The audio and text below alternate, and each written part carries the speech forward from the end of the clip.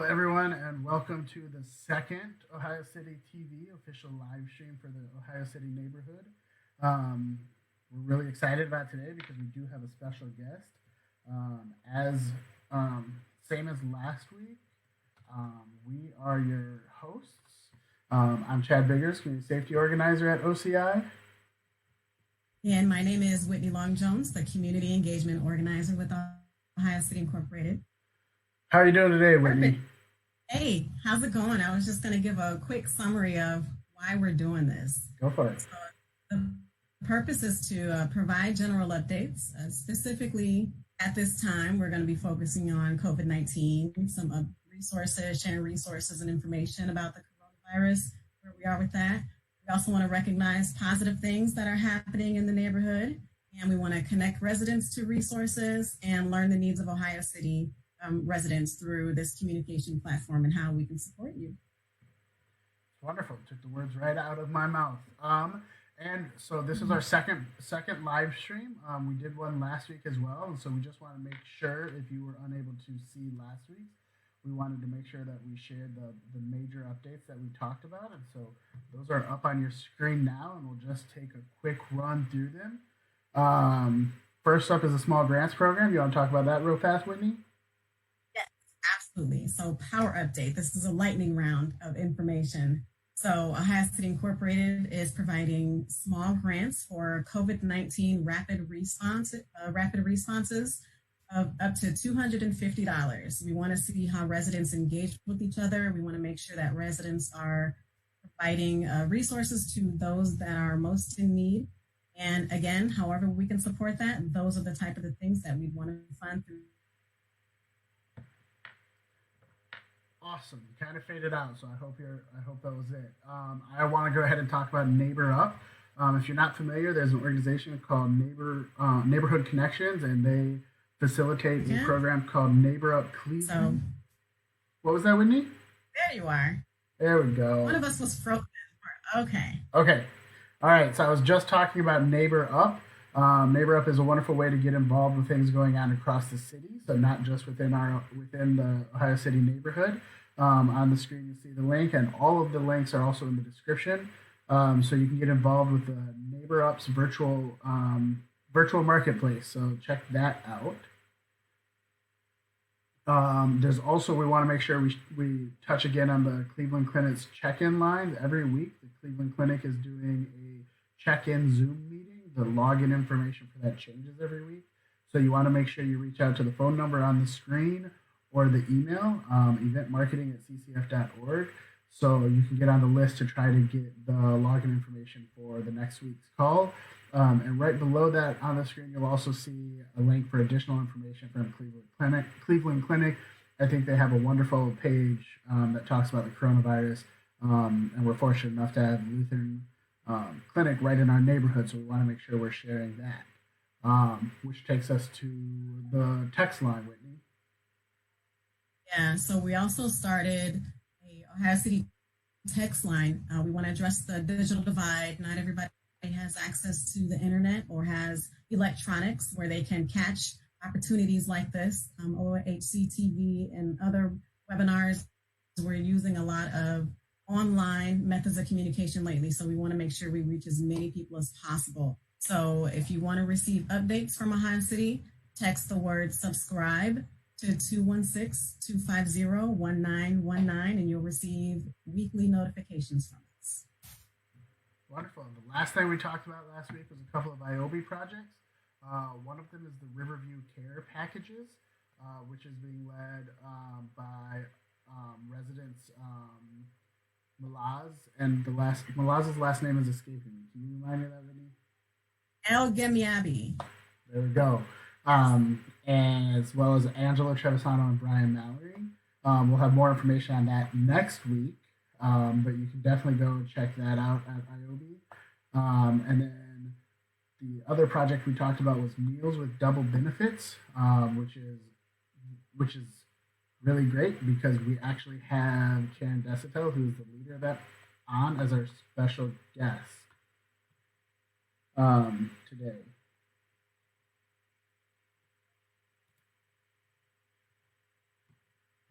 I'm So sorry. we're I'm sorry. I experiencing just some technical difficulties, yeah. which is fine. Everyone's online right now, so bear with us. Looks like we are back. Okay, so we're gonna go ahead and transition. I was just talking about the double meals with double benefits.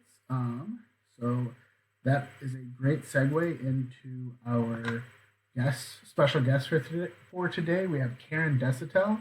Um, she's a Ohio City resident as well as the Franklin Clinton Block Club secretary.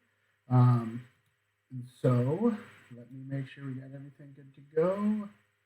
That's wrong. There we go. Um, it is fascinating doing this. So I'm going to go ahead and let's bring Karen on. Hi, Karen. Hi, Karen. Hello. There we go. Hi, Mike, you can hear me? We can. Yes, absolutely. Okay, well, thank you for giving me this opportunity to speak on your OHC-TV show. This is amazing. But I want to talk a little bit, like Chad said, about the Meals with Double Benefits program. It was an IOB campaign that we started, and we got to that in a little bit of a roundabout way. One of our Block Club members, who would like to remain anonymous, had contacted the Block Club to ask if there would be any interest in. The idea was supporting local restaurants and then showing appreciation for the staff at Lutheran Hospital by providing them with meals. And our original idea was we would just ask people to purchase gift cards from open restaurants and then we'd have meals delivered. Fortunately, we contacted with Whitney and Ashley Shaw and Janice Gonzalez at the Cleveland Clinic at the Lutheran area hospital to talk about our idea and realized that that was probably not the best way to organize such an approach. Whitney was kind enough to direct us to IOB. We set up our campaign and we changed our approach a little bit. We are collecting donations still through IOB, and then using those dollars to purchase meals from restaurants that agreed to work with us.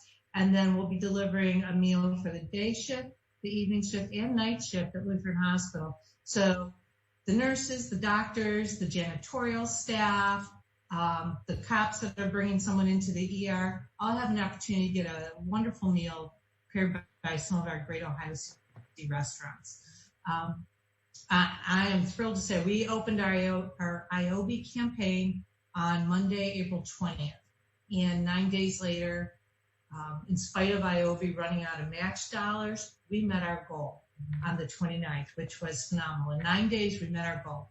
We're still taking contributions, and with those additional contributions, we're able to, we're adding some fresh juices to the breakfast that we're providing night shift.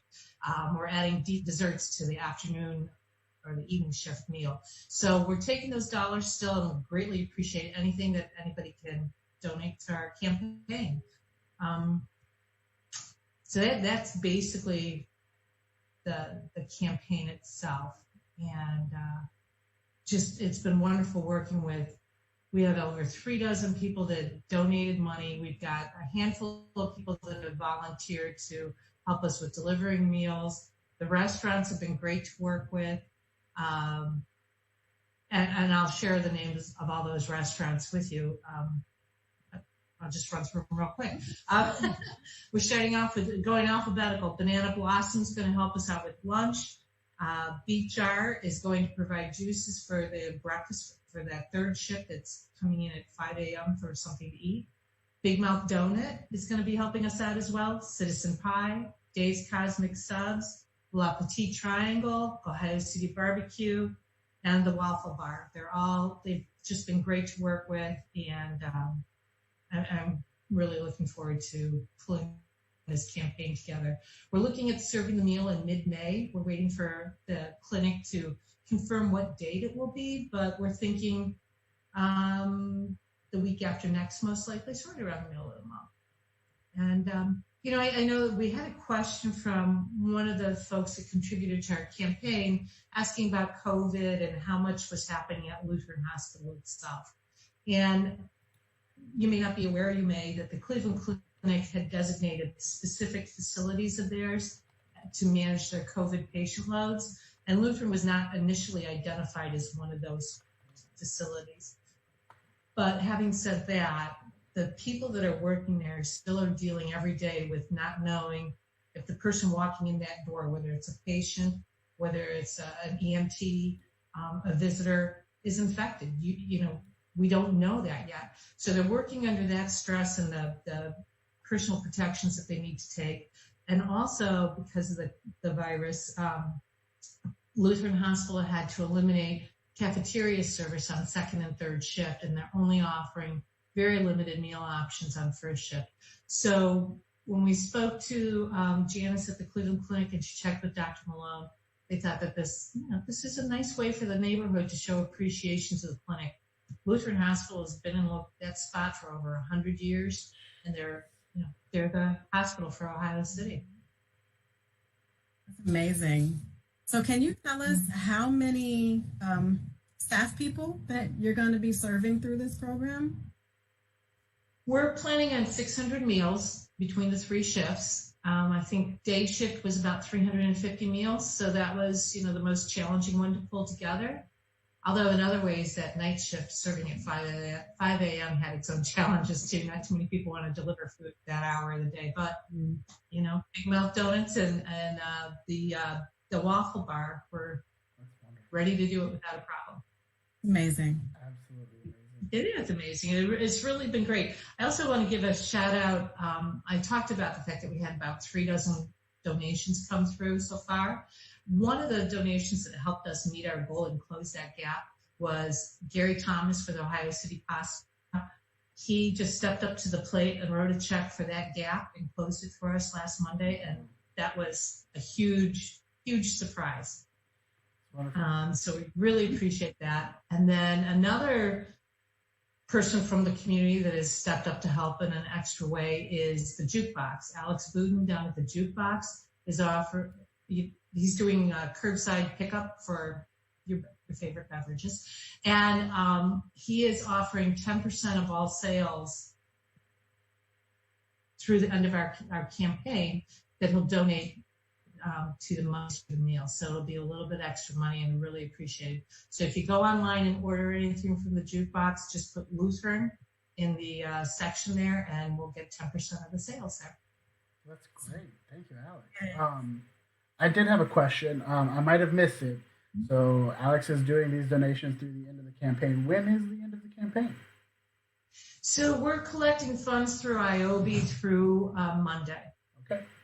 And then we wanted to close our campaign. It is a week early than we originally planned, but by closing the campaign on Monday, we'll be able to get the funds distributed so that we can pay the restaurants in time to get the meals delivered that middle of the month date. So. Perfect. Mm-hmm. Well, thank you. I think you did that was a great summary. It looks like Chad may have another question. One last question. What are there any other ways that community members can get involved if they want to get involved beyond making a financial contribution? Yes, thanks for asking me that. I forgot to mention that. All right. When we were on multiple phone calls with Janice down at the hospital and everybody that's been working on this campaign, one of the things Janice mentioned was that people have done chalk drawings or messages on the sidewalks around the hospitals, just positive encouragement for the hospital staff, and they've been taking pictures of those and putting them on their Instagram account, and they get a lot of support, or a lot of positive feedback, I should say, from the hospital staff when they see those messages. So I would encourage anybody, if donating is not something that you're able to do right now, and even if you can donate, maybe get out there and chalk up some very positive messages on the sidewalk. It's pretty cool. They've been taking photographs of them. That's awesome. Thank you so much for joining us, Dana. We really appreciate it. And I think this project. Thank you for inviting me. I appreciate it. Absolutely. Thanks. All right. Thank you so much. So we do have some more. Okay. Sorry, go ahead. Can you go ahead and say? I just really want to thank the folks that it was incredible. We kicked off this campaign, and within 24 hours, we were halfway to our goal. People have just been wonderful with helping everybody out in these hard circumstances. So I really appreciate that. Thank you, everybody. Thank you. I think it has been absolutely astoundingly amazing. The response that we've seen from the Ohio City neighborhood. Councilman McCormick talked about it a little bit on his virtual town hall he did earlier this week about how engaged and active our neighborhood and the ward has been around all of this. And I think projects like yours just demonstrate how quickly everyone is mobilizing and responding and getting active. And I think that is phenomenal. I agree. I have to agree. We spoke a little bit last week about how situations like this are devastating is the word I was trying to find. They can be devastating to folks who have limited contact with other people, and it has really just been amazing to see so many residents just come together and step up and do things for residents that are dealing with social isolation, mobility issues, and the frontline workers. So Karen, you're supporting our front line, the folks who are still going to work, the folks who are providing the medical support and are working around the clock, 24 hours with, like you mentioned, limited food, how the cafeteria has been closed down and, vending machines. So this gives them not just the energy and the sustenance they need to go on, but that mental and spiritual support that a lot of people need right now. So what you're doing is great. Thank you. Wonderful. All right, Karen, we're going to say goodbye. Thank you so much for joining us. Yeah, thank you. You're welcome. All right, Whitney. So it's back to the two of us. I know we wanted to talk about Councilman McCormick's town hall. We are running a little short on time. So I do want to throw out there that Councilman McCormick, who I just got a notification on my phone, is actually watching right now. Hi, Councilman. So I want to say that the link to the virtual town hall is actually in our description for this video. And so you can go and you can watch it there. He had phenomenal panelists, and they talked a lot about COVID-19 and how our neighborhood is responding to it. Whitney, can you real quick list who the panelists were, just so that we have that information? Yeah, so Councilman McCormick was the moderator of Ward 3.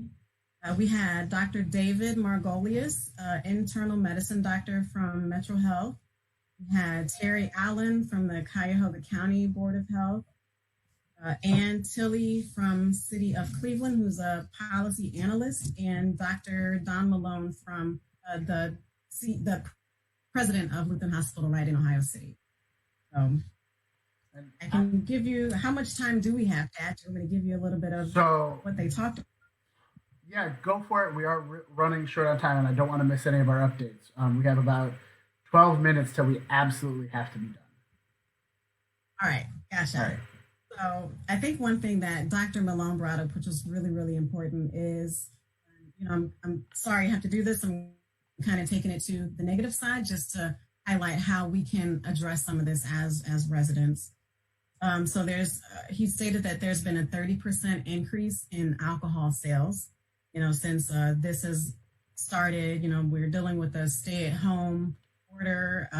People are confined to their homes, which will also, unfortunately, cause an increase in domestic violence and child abuse.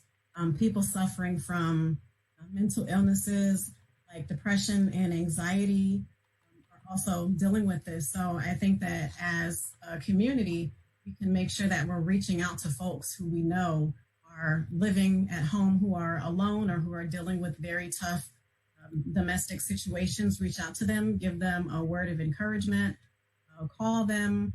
I'm not going to say go and knock on their doors and check on them, just because right now we are practicing social distancing. But if you have their phone number, call them, reach out, check and see how they're doing.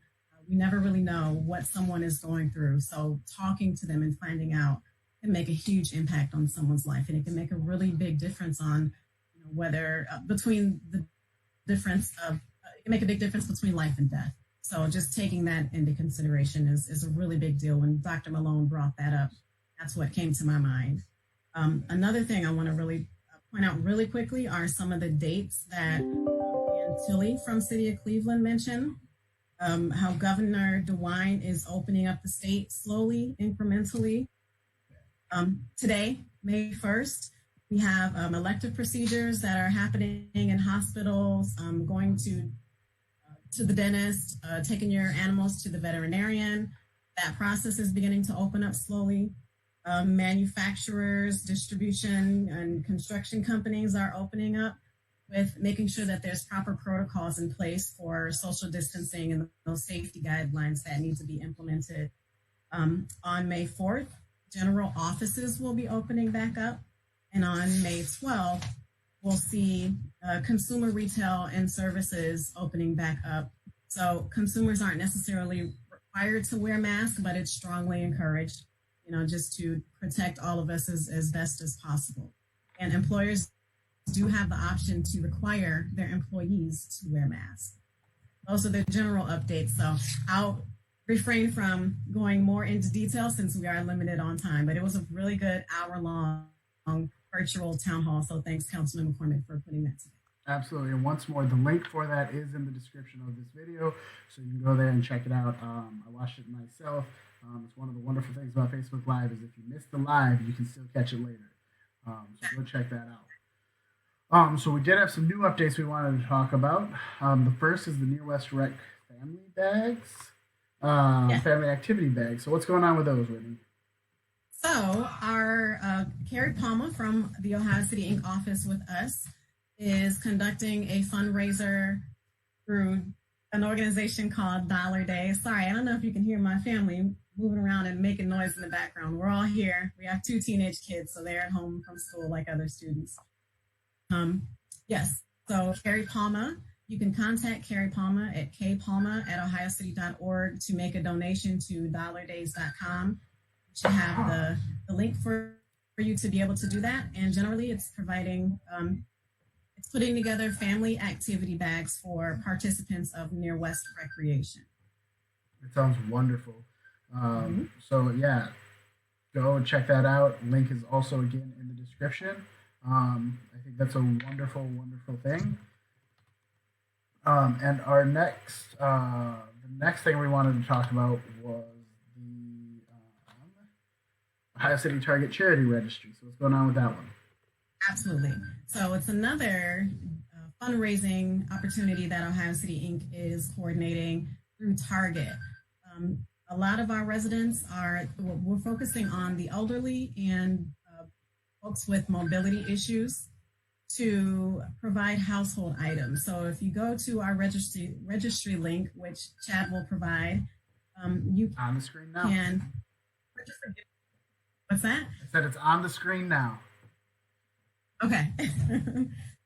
So purchase the gift card, add that to the registry, and we have been working with CMHA administration to find out what exactly residents are in need of, where they may have difficulty obtaining certain items from a food pantry or, another donation site. And when I say household items, I mean things like dishwashing liquid, toothbrushes, toothpaste, the things that may be difficult to obtain through another donation platform. So we want to make sure that everyone is getting what they need while we're under this stay-at-home order.